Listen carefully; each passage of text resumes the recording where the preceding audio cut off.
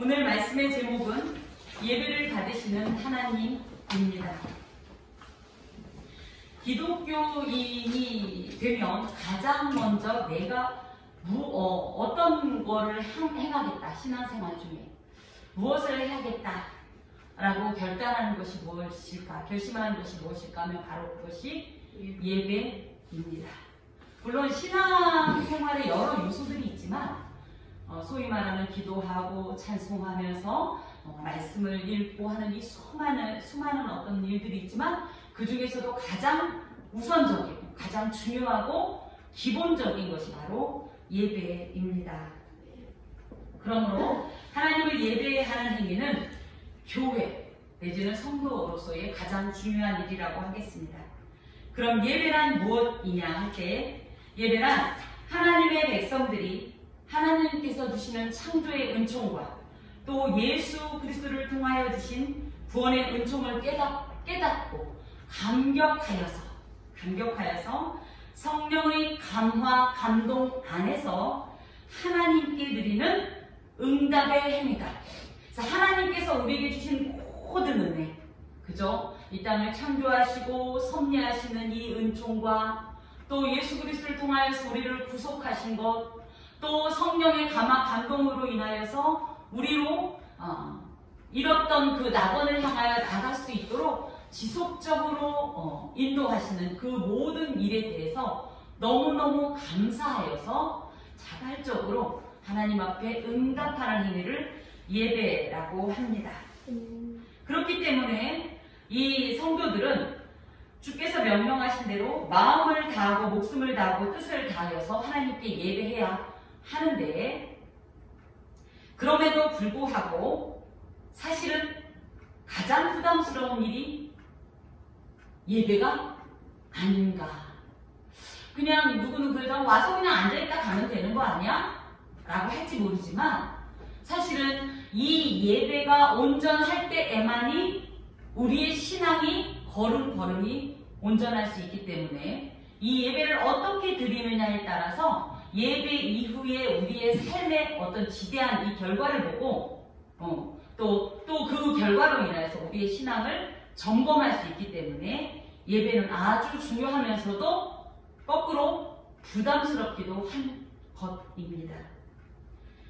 자, 그래서 이 예배에 대한 전반적인 이 내용들을 오늘 9장을 통하여서 상고하고 하나님의 말씀을 받고자 합니다. 여덟째 날에 할 때 이 여덟째 날은 무엇을 기준으로 하냐면 8장 33절에 보면 위임식이 총 며칠 동안 있었다?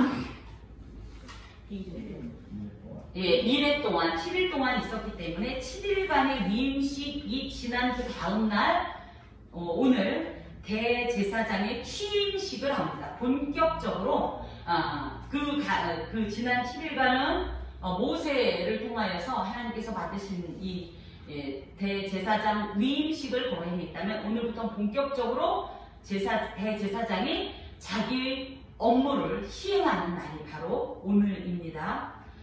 그래서 이제 대제사장 취임식을 이제 준비하는데 준비 사항을 보니까 첫 번째 제물을 준비해라 이렇게 말씀하십니다. 그래서 뭐를 가져와요? 2절에 보니까 속죄제를 위하여 흠없는 수송아지를, 또 번제를 위하여 흠없는 순양을, 또 3절에 보니까 속죄제를 위하여 순염소를, 번제를 위하여 1년 되고 흠없는 송아지와 어린 양, 또 4절에 화목제를 위하여 수소와 순양, 그리고 기름 섞은 소제물, 이것이 다 하나님께 드리는 제물이 되겠습니다. 그래서 이게 물론 대제사장의 취임식이긴 하지만 소위 말하면 예배, 제사, 즉 예배 시에 행해야 하는 모든 어떤 이런 제사의 총칙입니다. 그래서 그때 가져올 이 제물들을 의미해요. 여러분께서 그냥 이런 거 가져왔나 보다 할지 모르지만 사실 이 내용은 이미 우리가 지난번에 1장에서 7장까지 거쳐오면서 5대 제사를 살펴본 바 있죠. 그때마다 각 제사의 성격에 따라서 제물이 달랐었습니다. 그래서 그 제물들이 지금 다 제사에 맞춰서 준비되고 있는데 다만 이 순염소 즉 이 3절에 속죄제를 위하여 순염소를 가져와라 라는 내용은 조금 특이해서 한번 짚어보자면요. 원래 이 순염소는 족장들의 이 속죄를 위한 이 제물이었습니다. 그런데 이렇게 이스라엘 자손들을 위한 제물로 이렇게 가져온 것은 소위 말하면 뭐라고 표현을 해야 되나? 가장 이 중요한 때에 드려질 때는 소위 말하는 순염소를 드렸대요. 그러니까 수송아지는 일반적인 속죄제를 드릴 때, 그래서 일반적인 어떤 조금 정규적인 그런 이 제사를 드릴 때 속죄제의 제물은 수송아지였는데 특별한 어떤 일이 있을 때의 제물은 순염소로 드려졌다고 합니다. 이게 어떻게 통용이 이해를 할 수 있냐면 대속죄일 같은 경우가 아주 특별한 속죄제를 드리는 날인데 이때는 수송아지가 아니라 순염소를 드렸다고 해요. 그래서 여기에서도 아주 오늘이 이 취임식이기도 하고 특별한 제사이기 때문에 속죄제 제물이 원래는 수송아지가 되어야 되는데 순염소를 드리게 됐다. 그래서 여기에 조금 보면 2절에 아론에게 이르되 이 속죄제를 위하여 흠없는 송아지 그 다음에 번제를 위하여 흠없는 순양을 가져와라 할 때 이것은 누구 용 제물이냐면 아론용 제물입니다. 그리고 3절 4절은 누구 용 제물이냐 하면 이스라엘 온 회중용 제물이 되게 했습니다. 그리고 또 이제 무엇을 준비해야 하냐 할 때 무엇을이라고 하기는 좀 그렇지만 이 제사를 드려야 하는 이 헌제자, 예배자를 함께 그 자리에 불러야 하는데 그게 누구냐면 1절에 보니까 아론과 그의 아들들과 이스라엘 장로들이다. 제가 지난주에도 말씀을 드린 바와 같이 이스라엘 장로들만 드리면 그럼 이스라엘 장로들의 속죄제냐 할 때 그것이 아니라 백성의 대표격인 이들이 모였기 때문에 온 백성이 하나님 앞에 예배하는 것으로 제사하는 것으로 이렇게 간주가 되겠습니다. 그렇게 해서 하나님 앞에 이제 준비가 다 된 상태에서 이제 이 제사를 드리게 되는데 특별히 이 제사의 순서를 한 번만 좀 더 살펴보면 9장 1절에 8째 날에 모세가 아론과 그의 아들들과 이스라엘 장로들을 불렀다가 그래서 제사를 드릴 때는 첫 번째 소집되어야 한다. 모여야 한다. 그래서 제가 오늘도 예배를 드리면서 다 함께 마음과 뜻과 정성을 다하여 주일 예배를 드리겠습니다 라고 얘기했던 것이 사실은 예배의 부름에 해당이 됩니다. 소집하는 거예요. 자, 예배 드리겠습니다 하면서 예배의 문을 여는 것이고 지금 이 1절에 모세가 그들을 불러다가 라는 것과 이 절차가 의미가 같은 겁니다. 그래서 이것을 카라라고 하는데 이것은 아주 공식적인 소집 명령으로서 예배하는 자는 반드시 이 명령에 응해야 함을 강조하고 있습니다. 그리고 방금 살펴본 대로 속죄제를 위하여 그 이후에 쭉 제물까지 이야기한 내용은 예물을 준비하라라는 것으로 이 예물을 통하여서 하나님의 영광을 볼 수 있기 때문입니다. 그러면 이 예물이라는 것이 현대적으로는 어떻게 이해할 수 있을까? 이 예물은 우리가 소위 말하는 예물 그러면 헌금을 얘기하는 건가? 그래서 이 봉헌물이 있어야 하나님이 이곳에 나타나신다는 건가? 그건 아니고 우리의 이런 모든 상한 신령과 우리의 모든 하나님을 향한 모든 고백들을 다 현대는 이 예물로 이렇게 상징이 됩니다. 그래서 우리 자신이 곧 예물이나 마찬가지. 우리 자신이 곧 하나님 앞에 드려져야 되는 제물로 이제 간주가 되고요. 그런 다음에 그들이 모세가 명령한 모든 것을 회막 앞으로 가져오고 온 회중이 나와 여호와 앞에 선지라. 그래서 이 여호와 앞에 섰다라는 것은 우리는 여호와 앞에 섰다라는 거 할 때 그냥 예를 들어 제가 어떤 집사님 앞에 섰다 그러면 이런 어떤 자세를 말하는데 그게 아니라 이 여호와 앞이라고 할 때 이 말은 아마드라는 말로 아마드와 리프네란 말이 있는데 아마드라는 말은 여호와 앞에 그냥 섰다. 아무 느낌 없이 그냥 섰다. 어떤 자세나 태도를 말하고 얼굴 앞에 섰다라는 뜻도 가지고 있어요. 그러면 우리가 예배 드릴 때 그냥 하나님 앞에 서 있는 사람일까요? 아니면 그 얼굴 앞에 서 있는 사람일까요? 예, 그래서 우리가 예배할 때는요, 그냥 하나님 앞에 서 있는 무의미한 행동이 아니라 하나님의 임재, 하나님의 영광, 하나님의 얼굴 앞에 서는 거기 때문에 지금도 여러분이 보는 이 얼굴은 사실은 그저 하나의 상징이고요. 이렇게 하나님이 보시는 가운데 마주서서 예배하는 것을 의미합니다. 그래서 예배는 물론 아마드, 그래서 스탠딩한 이런 자세도 있겠지만 사실은 이것보다 더 근원적으로는 하나님의 얼굴 앞에 스탠딩해야 된다. 여러분 앞에 지금 누가 서 있습니까? 제가 서 있지만 사실은 우리는 하나님 앞에서 서 있다는 이런 마음으로 제 얼굴 앞은 아니지만 그렇기 때문에 더욱더 경건하고 온전하게 예배해야 합니다.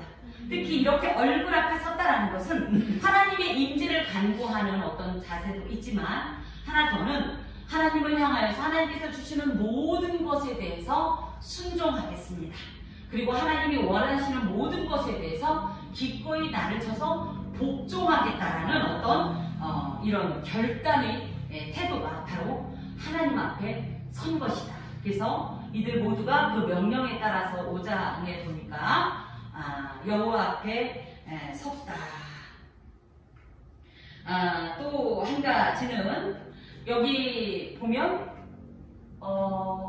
이 아까도 말씀드렸듯이 아론 자신을 위하여서도 제물이 필요했고 이스라엘 온 회중을 위하여서도 제물이 필요했는데 사실 아론은요 실제적으로 지금 7일 동안 회막에서 생활했던 상태이고 매일 지금 한 번씩 속죄제를 드렸던 상태예요.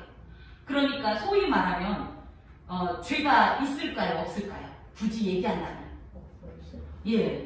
굳이 얘기한다면 그렇게 간주될 수 있습니다.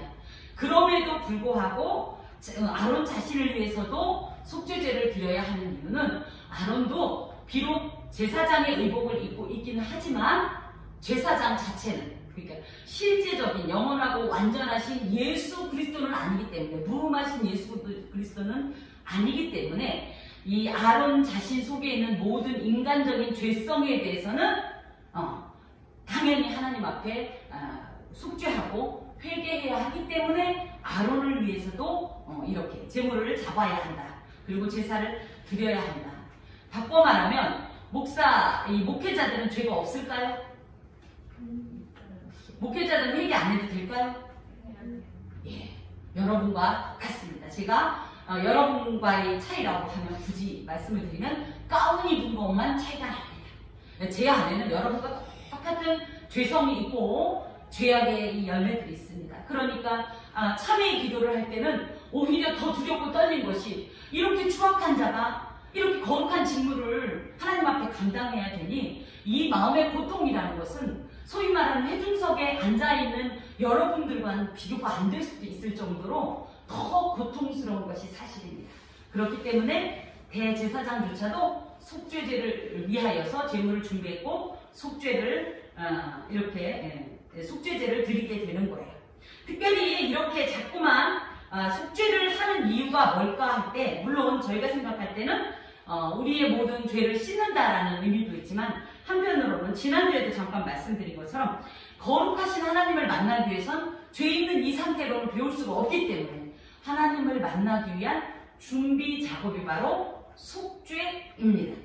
그래서 이 거룩하신 하나님 앞에서의 정결은 그러면 특별한 죄만 회개할 것이냐 할 때 아주 작은 그래서 생각난 한 호리 한 턱이라도 생각나는 모든 것을 씻어서 하나님과의 만남에 있어서 어떤 이 막힘이 없도록 해야 합니다.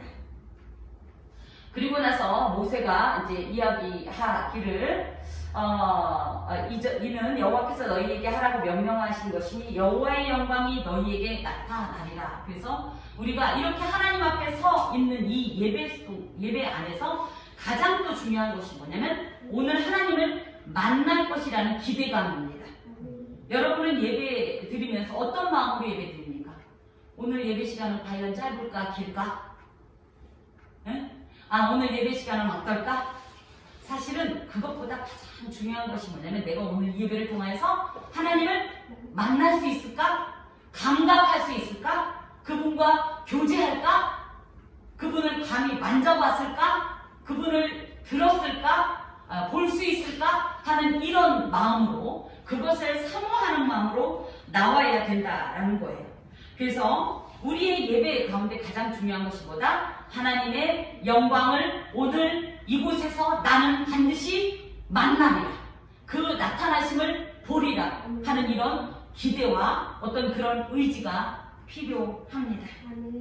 그리고 나서 또 한 번 모세가 이 모든 것을 지금 아론에게 얘기했고 아론이 실제적으로 이런 제사를 이제 드리게 되는데 그리고 나서 무엇보다도 또 한 번 모세가 아론에게 여호와의 영광이 다시 나타난다는 얘기를 하게 됩니다. 그래서 이제 조금 더 이제 살펴보면 그래서 이제 아론이 이제 제사를 드리게 되는데 모세 7절에 모세가 또 아론에게 이르되 너는 제단에 나아가 내 속죄제와 내 번제를 드려서 너를 위하여 백성을 위하여 속죄하고 또 백성이 예물을 드려서 그들을 위하여 속죄하되 여호와의 명령대로 하라라는 말 가운데는 아론이 아론 자신을 위해서도 이렇게 예배를 드려야 되고 제사를 드려야 하지만 사실은 아론에게 더 중요한 것이 뭐냐면 중재 사명입니다. 그래서 지난번에도 대제사장의 중요한 사명이 중재 사역이라고 얘기를 했어요. 그래서 예수 그리스도의 특별히 두 가지 사역 중에 하나가 속죄 사역과 중재 사역, 중보 사역이 있는데 대제사장이 이 중보 사역을 특히 예수 그리스도의 중보 사역을 특히 강조하고 있다 할 때 그 일을 지금 7절에 보면 해라라고 이야기합니다. 여기에 보면 중간쯤에 내 속죄제와 내 번제를 드려서 너를 위하여 백성을 위하여 라고 할 때 누구누구를 위하여 라는 말이 빼앗으라는 말로서 이것은 그냥 누구를 위하여 라는 뜻이 아니라 그 사람을 위해서 중보기도 하는 것을 의미해요. 그러니까 대제사장, 즉 제사장 된 사람은 반드시 누군가를 위하여, 물론 나 자신을 위하여서도 기도하지만 누군가를 위하여서 중보 기도해야 하는 사람이다 라는 사실입니다. 왜 그러냐면 구약의 제사장은 장차 오실 예수 그리스도의 예표로서 대제사장인 그리스도께서 특별히 우리를 위하여 지금도 하나님의 보좌 우편에서 중보기도 하고 계시고 또 요한복음 17장에 보면 떠나는 그 마당에도 제자들을 위하여 중보기도 하였던 이 대제사장적 기도를 우리가 기억합니다. 그래서 이런 이 중재 사역을 통하여서 사실은 우리와 하나님을 화목하게 하는 이런 직분을 감당하셨는데 이것이 바로 대제사장에게도 명령되는 직분입니다. 특별히 여기에서 마지막에 보면 여호와의 명령대로 하라라는 표현에는 물론 제사의 형식이나 절차가 하나님께서 주신 것대로 그대로 해라 라는 뜻도 있지만 거꾸로 얘기하면 그곳에 너의 생각이나 너의 방법, 너의 스타일은 싹 다 빼라. 그것은 전혀 이 예배 속에 들어갈 수 없다. 그리고 너의 생각과 의지를 전적으로 하나님의 권위 아래 굴복시켜라. 그래서 이 제사의 주체가 누구냐 하면 대제사장이 아니라 하나님이다. 하나님께만 집중해라 라는 의미를 가지고 있습니다. 8절부터 이제 14절까지 보면 이제 직접적으로 취임식 제사를 드리게 되는데요. 이것은 모세의 명령을 받은 아론이 대제사장직 업무를 첫 수행하는 역사적인 이런 사건이 되겠습니다.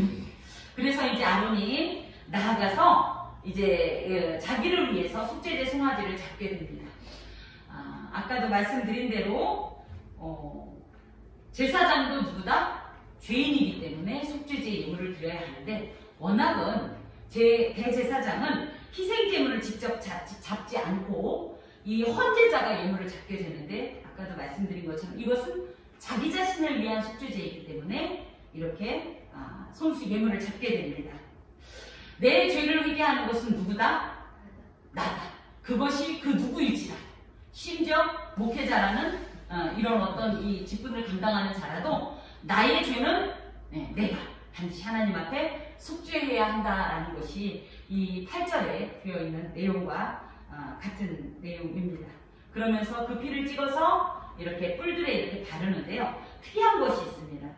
9장에 그 중간에 보면 아론이 손가락으로 그 피를 찍어 제단 뿔들에 발랐다 할 때, 워낙 대제사장은요, 이 대제사장의 속죄의식은 이 제단 뿔, 그러니까 밖에 있는 번제단 뿔에 바르는 게 아니라 지성소 안에 있는 지성소 바로 앞에 있는 향단 뿔에 바르게 돼 있어요. 분향단 뿔에 바르게 돼 있어요. 그런데 왜 이 사람은 여기서 제단 뿔에 바를까 할 때 계속 반복되는 내용이지만, 대제사장도 하나님 앞에 섰을 때는 대제사장이 아닌 거예요. 그냥 그 사람 자체인 거예요. 그래서 제가 이제 하나님 앞에 고백할 때 그럽니다. 하나님, 저는 목사가 아니라 누구다? 제가 아닙니다. 하나님 앞에 설 때는 저는 목사로 서는 것이 아닙니다. 제 개인적으로 설 때는 저도 여러분과 똑같이 그저 김제란으로 서는 것과 같이 대제사장도 그렇게 하나님 앞에 설 때는 그냥 중보자다 뭐다 하는 거창한 직무 다 빼고 누구다? 예배자다. 은총을 구하는 예배자다. 하나님의 도우심과 하나님의 그 어떤 주시는 한량없으신 베푸심을 간구하는 예배자다. 그런 예배자에 불과하다라는 사실을 강조하고 있어요. 그런 의미에서 요 근래에 그런 일들이 자주 있지는 않지만, 목사님들 중에 가끔 본인이 그런 것이 필요 없는 자인 것처럼, 하나님과 회중 사이의 중간 어디쯤에 위치한 것처럼 이렇게 행동하는 것은 굉장히 위험하고 비성경적이다. 또 15절부터 21절까지 보면 이제 그렇게 해서 아론이 속죄제와 번제를 드리고요. 또 15절부터 21절까지 보면 백성을 위해서 이제 제사를 드리게 되는데, 속죄제, 번제, 소제, 화목제를 드립니다. 여기에서 빠진 게 뭐예요? 속건제. 그래서 속건제는 지금 하나님 앞에 제사 드리는 이런 내용인데, 다 이게 수직적인 어떤 제사라면 속건제는 약간 그 이웃과의 관계 속에서의 어떤 이런 그 제사였잖아요. 그렇기 때문에 이것은 일단 취임식에서 빠진 것으로 이렇게 이해하면 되겠습니다. 그런데 여기서도 좀 특이한 게 나옵니다. 15절에 보니까 그가 또 백성의 예물을 드리되 곧 백성을 위한 속죄제의 염소를 가져다가 누가 잡았다는 거예요? 아론이 왜 백성을 위한 이 속죄제의 제물을 잡습니까? 원래 제물은 누가 잡아야 돼요? 헌제자. 그럼 백성을 위한 이 속죄제니까 누가 잡았어야 돼요? 헌제자인 장로가 잡았어야 되는데 왜 아론이 잡아요? 제사장이니까 혼자 붙이고 장구치고 다 하는 걸까요? 집사님들 정말 대단하시네요. 맞습니다. 그래서 이것은 백성의 이 제사장이 백성의 대표자로 존재한다는 사실이에요. 그래서 오히려 이 제사장이 범죄했을 때 이것은 제사장 개인의 문제가 아니라 온 백성에게 그 얼이 미친다라는 표현이 있습니다. 거꾸로 세워진 자의 이 영향력이 이렇게 무서운 겁니다.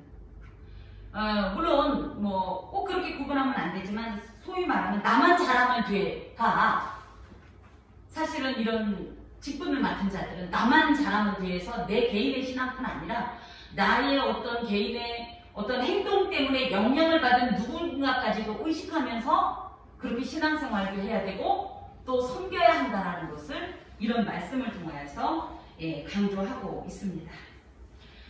특별히 그렇게 쭉 속죄제, 번제, 소제, 화목제를 드리는데요. 20절에 보면 그 기름을 가슴들 위에 놓으면 할 때, 이 기름은 가장 값지고, 그죠? 가장 좀 고가라고 생각을 했기 때문에 누구에게 바치는 거라고 했어요? 모든 기름은 누구에게? 하나님께 바치는 것으로 우리가 이해하고 있는데, 그 기름을 가슴들 위에 놓으면 이 가슴은 또 누구 거냐면 제사장의 몫입니다. 그쵸? 이 화목제물 가운데. 그런데 제사장의 몫인 가슴 위에다가 기름을 얹었다라는 것은 어떤 의미를 갖느냐? 내 몫보다도 하나님의 하나님께 바치는 것이 더 우선적이다라는 내용으로 이렇게 제물을 드리는 겁니다. 그래서 하나님께 드려지는 예물을 사람의 것보다 더 소중하고 귀한 것으로 취급되어야 합니다.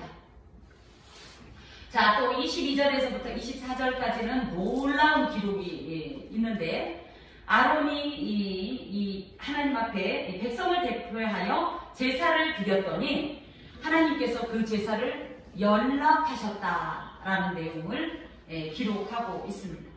자, 보면 아론이 백성을 향하여 손을 들어 축복했다 할 때 이 축복한다라는 것은 와예 모르켐이란 말로써 우리 보통 축복은 뭐를 연상하죠? 축도? 네, 맞습니다. 현대의 이제 축도이긴 한데 이 축도에는 어떤 내용들이 들어갈까요? 이 사람을 향한 저주일까요? 예, 그죠? 그래서 뭐 어떤 것을 기원한, 가장 복된 것을 기원한, 그래서 장수랄지, 그죠? 흥왕이랄지, 또 성공이랄지, 번영이랄지 이런 것들을 이렇게 기원하는 것이 바로 이 축복인데요. 이 본절에서의 축복은 조금 다른 의미의 축복입니다. 물론 이것도 포함하지만 사실은요. 이 아론의 축복 가운데는 이 아론의 이 축복의 내용에는 어떤 내용이 들어있냐면 이 예식에 참여한, 이 제사에 참여한 사람들의 어떤 요구, 하나님을 향한 요구가 충족되었다, 완성되었다, 이루어졌다, 응답되었다 라는 의미를 갖고 있어요. 이 이스라엘 회중들이 이곳에 왜 왔어요? 하나님께 예배하기 위해 왔는데 그 예배의 내용이 속죄, 죄를 용서받고, 그죠? 또 번제, 그래서 나 자신을 다 이게 헌신하면서 충성할 것이다. 또 뭐예요? 화목제, 하나님과 이 깊은 어떤 이런 교제를 갖기를 원하는 이런 마음으로 왔고, 그것을 상징하는 각종의 제사를 드렸는데, 이 제사를 드린 이 마음들이, 그래서 죄를 용서받고, 하나님 앞에 결단하고, 하나님과 어떤 내밀하고, 그쵸? 구체적인 어떤 교제와 관계를 요구했던 그 마음들이 다 이루어졌다라는 뜻이 바로 이 와예 모르켐에 담겨진 어떤 의미입니다. 그래서 이 예배에는요, 여러분 반드시 기대를 가지고 올 때, 어떤 기대를 가지고 오냐 할 때, 하나님을 만나기 위한 기대를 가지고 왔다면, 이 예배가 온전한 예배가 되려면 어떤 결과가 나와야 돼요? 하나님을 만나야 돼요.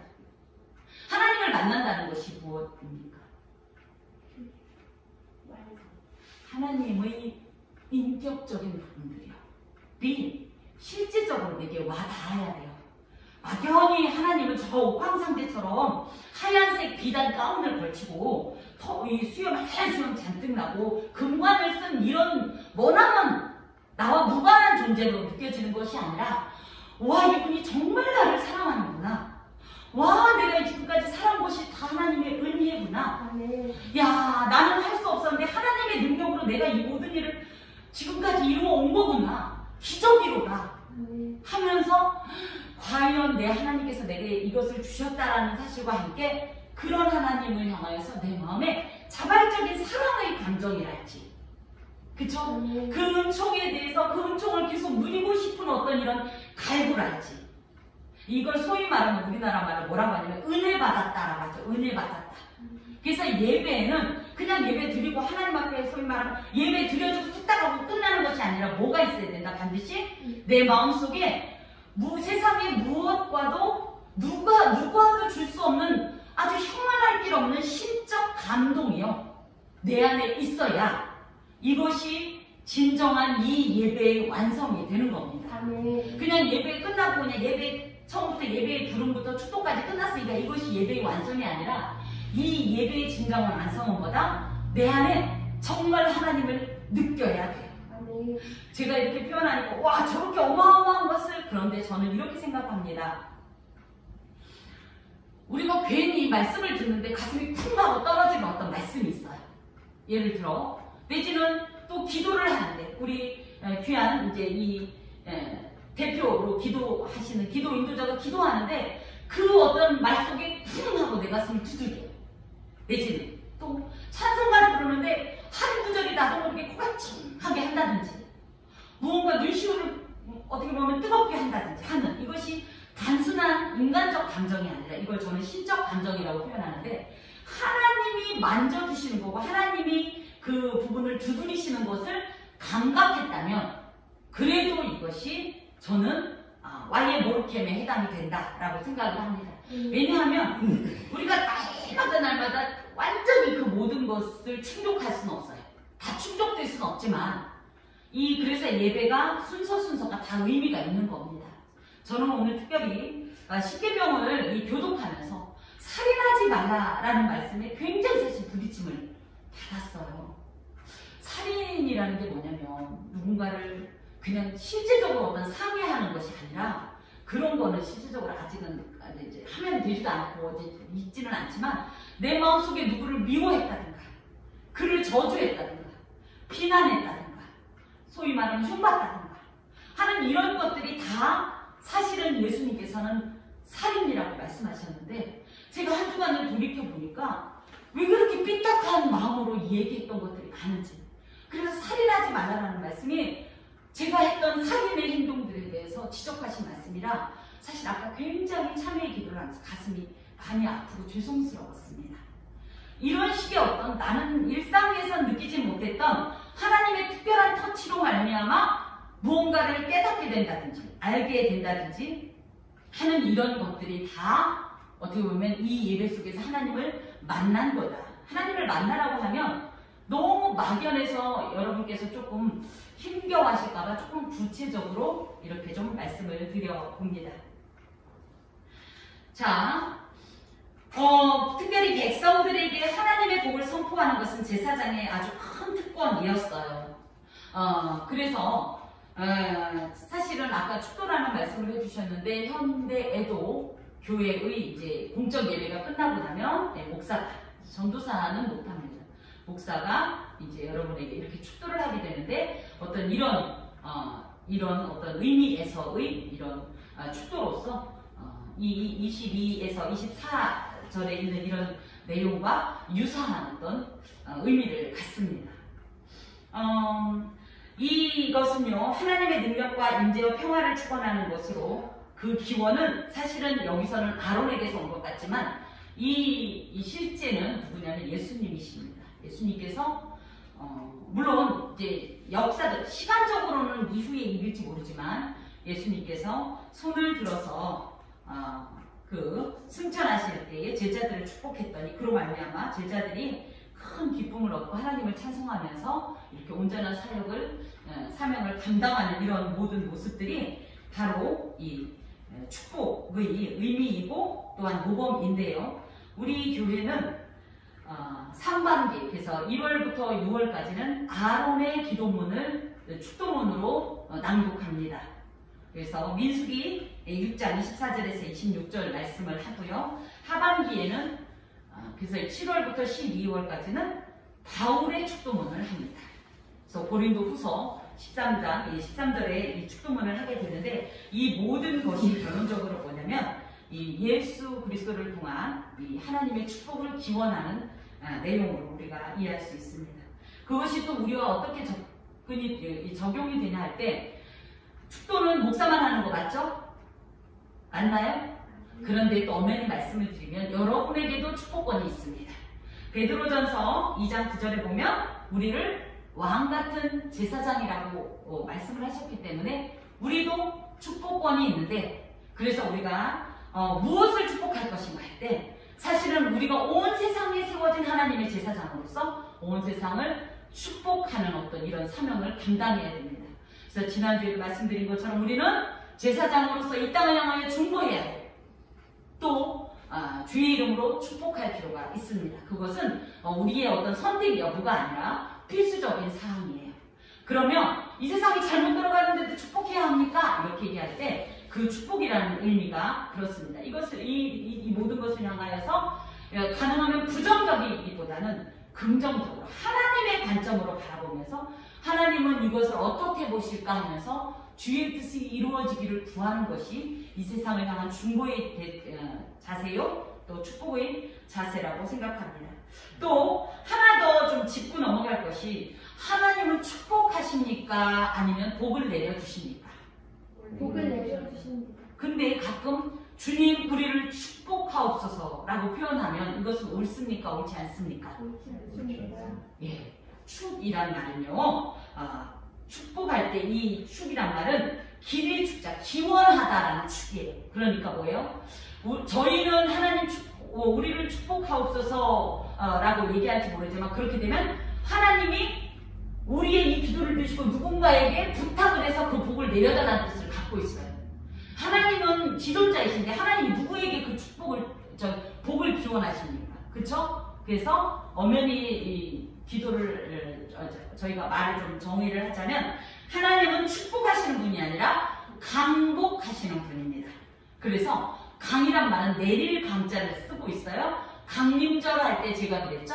내릴 강자 할 때 그 강자를 쓴다고 그랬는데, 하나님은 축복, 그래서 그러니까 복을 기원하시는 분이 아니라 강복, 그래서 당신의 이 복의 근원 대신 당신의 복을 우리에게 직접 내리시는 분이다. 그래서 기도할 때 또 말할 때도 그래서 하나님의 축복이 함께하기를, 이거 잘못됐다고요. 오히려 하나님의 복이 함께하기를 축복합니다. 인간 편에선 축복이고 하나님께서는 강복이다. 이런 것들도 우리가 조금 잘 분별해서 사용해야 하겠습니다. 자, 아론이 이제 축복했더니 축복하고 또 속죄제와 번제와 화목제를 마치고 내려오니라 할 때, 이 내려왔다는 것은 아마 조금 높은 단상 같은 곳에서 이 축복을 했던 것 같아요. 그러니까 이제 이렇게 내려왔는데, 중요한 건 뭐예요? 그렇게 하면 우리가 생각할 때 24절에 곧바로 들어와야 될 것 같지 않아요? 다 모든 것이 만족돼서 축복하고 크게 했으면 그때 곧바로 불이 내려와야 될 것 같은데 23절에 툭 하고 들어가죠? 이거 좀 특이하게 안 보셨나요? 이게 그렇잖아요. 이렇게 뭐 아론의 축도문, 그죠? 우리가 알듯이 여호와는 그 얼굴을 내게로 향하여 사평강 주시기를 원하노라 이러면 불이 쫙 내려와야 되는데, 그죠? 갑자기 뜬금없이 23절에 탁 나오네? 그죠? 모세와 아론이 회막에 들어갔다가 나와서 백성에게 축복하며 그때 여호와의 영광이 온 백성에게 나타났다. 그래서 어떤 학자는 이런 표현을 합니다. 우리가 지난주에 잠깐 이야기한 것처럼 아론에게는 어떤 죄가 있었어요? 아직 해결되지 않은 어떤 이 마음에 이 부분이 있었고, 사실은 아론이 멋지게 대제사장으로부터 탁 축복을 했는데 그야말로 아무 일이 일어나지 않자. 이건 하나의 전승이긴 한데 그 내용을 좀 푸는 겁니다. 모세에게 얘기하는 거죠. 너무 정말 저희끼리 얘기하자면 폼 안 나잖아요. 그쵸? 이렇게 축도하고 나면 뭐가 쫙 이루어져야 되는데 아무 일도 안 일어났죠. 그러자 모세에게 이제 아론이, 야, 하나님 아무래도 나 금송아지 그것 때문에 내 말 안 들으시나 봐. 어떡하면 좋냐. 이제 이런 이야기를 하자 모세가, 그러면 함께 가서 다시 한번 하나님 앞에 기도합시다. 이래서 회막에 들어갔다가 나와서 그래서 다시 그곳에 가서 하나님 앞에 정말 이 강복하시기를, 영광이 나타나시기를, 약속하신 대로 그 임재가 임하시기를 이렇게 간청했다. 그리고 나서 다시 한번 백성에게 축복을 했더니 이렇게 한 주석가는 이야기를 하기도 합니다. 조금 가능성이 있어 보이죠? 그래서 하나님 이런 말씀을 통해서 하나님은 죄 있는 채로는 절대 그 예배를 안 받으신다. 인간의 체면 생각 안 하신다. 인간의 체면대로란 뭐예요? 아론이, 그죠? 죄가 있거나 말거나 탁 하면 뭐가 될 것 같은데 하나님은 그거 안 받으신다. 안 받으신다. 그래서 반드시 이 하나님 앞에 실제적이고 구체적이고 또 직접적인 죄의 회개와 용서가 있을 때만 하나님은 드디어 문을 열어주신다라는 사실입니다. 그래서 우리가 딱 예배를 오면 제일 먼저 그래서 무엇을 해야 하냐면 바로 이 하나님과 소통할 수 있는 문을 열어야 되는데 그게 뭐다? 회개. 그래서 보통 저희가 어렸을 때는 참 그런 훈련을 잘했었는데 요즘은 참 그런 게 안 돼 있어요. 근데 딱 교회 오자마자 보통은 어떻게 하냐면 이렇게 하나님과 마주하면서 앉아서 하나님 저 왔습니다. 그러면서 하나님을 배우려고 하니 나의 지난날의 죄가 생각이 나고 이대로는 예배할 수 없사오니 주여 나의 이런 죄를 용서하여 주시고 정결케 하시어서 하나님을 대면케 하옵소서 하나님의 영광을 보게 하옵소서 이렇게 반드시 회개가 선제되어야 합니다. 그랬더니 그러고 나서 두 번째 이제 축복을 했더니 어떤 일이 있었냐니까 여호와의 영광이 온 백성에게 나타났어요. 소위 말하면 여호와의 영광이 온 백성에게 나타났다는 표현은 뭐예요? 하나님이 어떤 모습으로 나타났다는 뜻일까요? 우리가 이제 살펴본 바에 의하면 이 하나님의 현현은 늘 구름 기둥, 그죠? 그 가운데 불 기둥.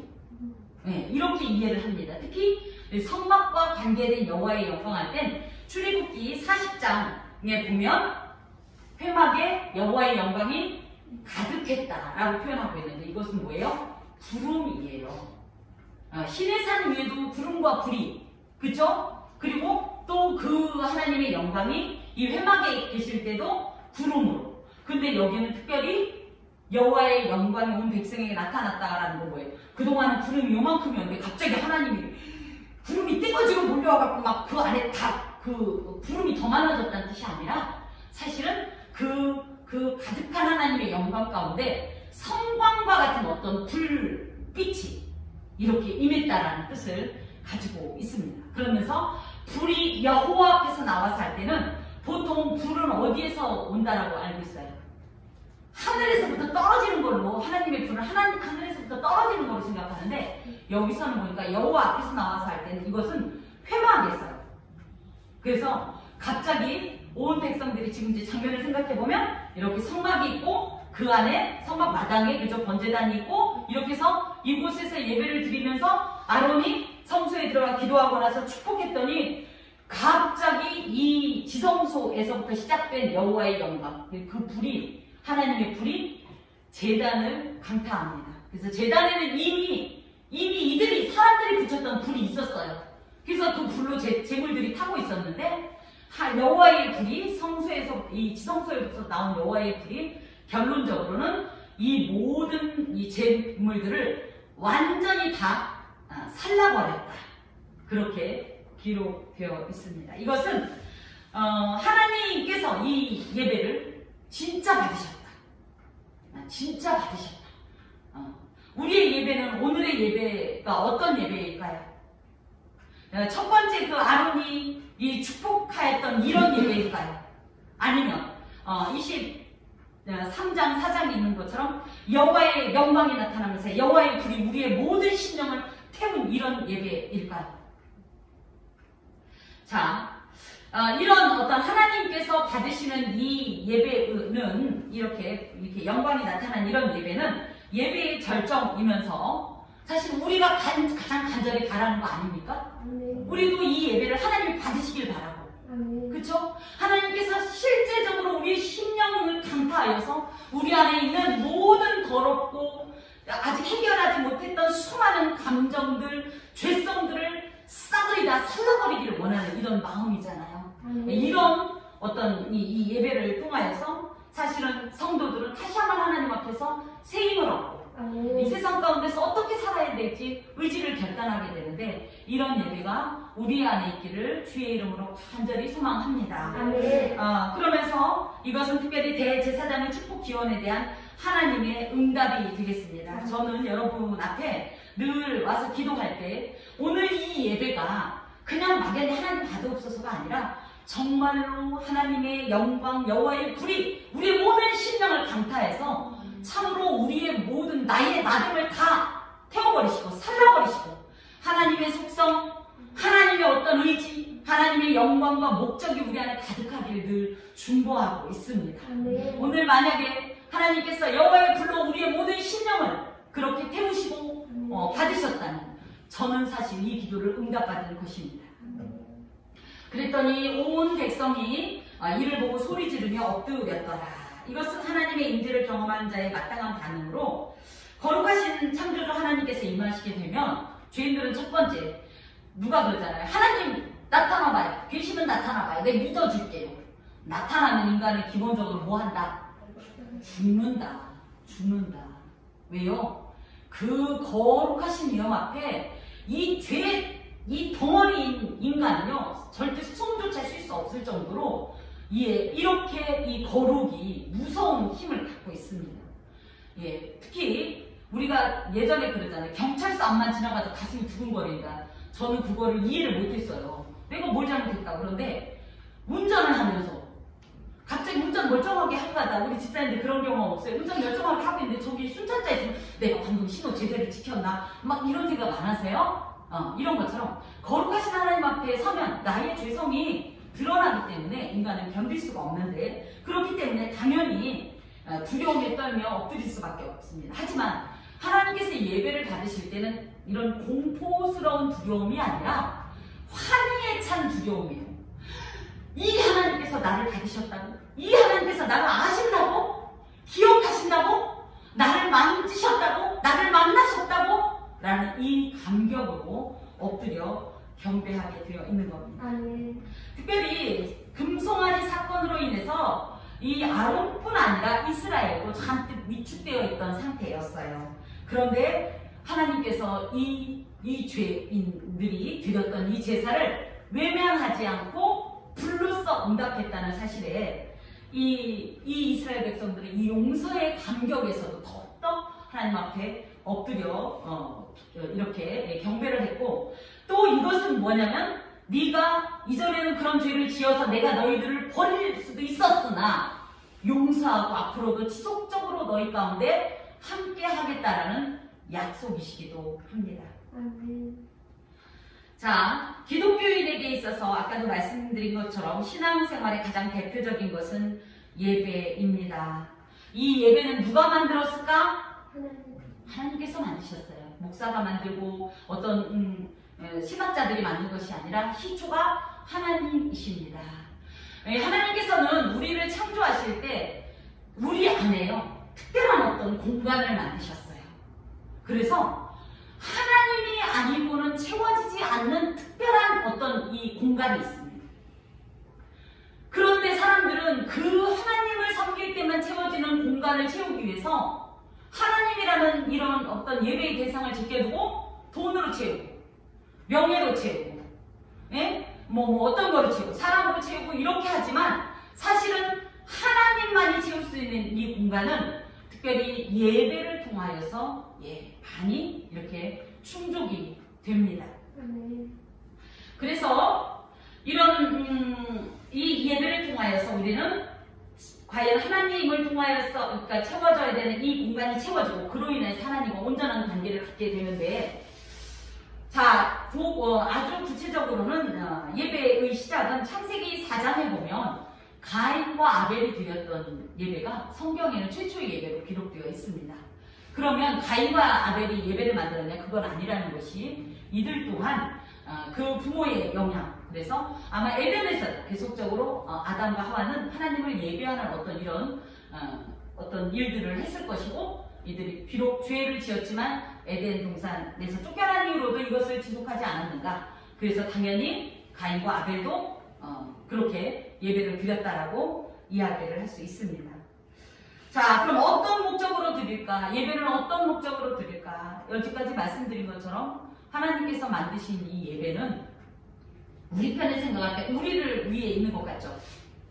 우리를 위해, 그저 우리의 죄 용서, 또 우리의 어떤 신앙생활의 능력을 위해서 이런 것 같지만, 첫 번째 예배의 목적은 하나님께 영광을 돌리는 것이 예배의 우선적인 목적입니다.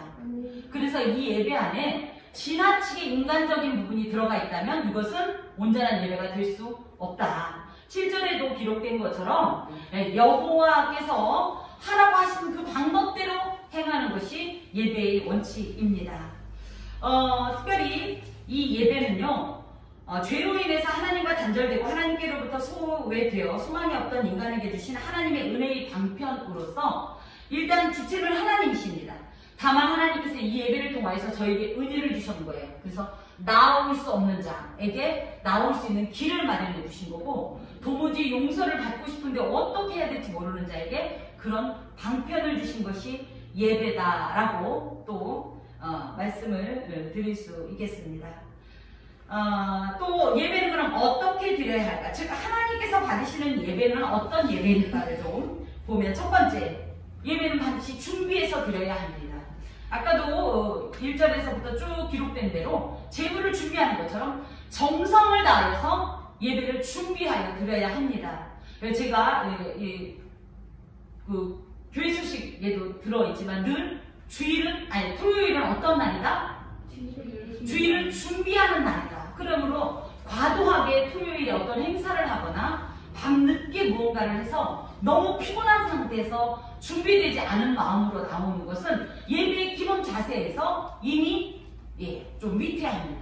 첫 번째, 준비된 예배로 드려라. 우리가 아까도 말씀드린 것처럼 우리가 이 예배에 하나님 앞에 드려지는, 비록 부족하지만 예수 이름으로 드려지는 예물이라 할 때 우리의 어떤 신앙 고백이나 마음가짐, 태도 등이 하나님 앞에 정성을 다하여 준비되어져서 그렇게 예배를 드려야 된다.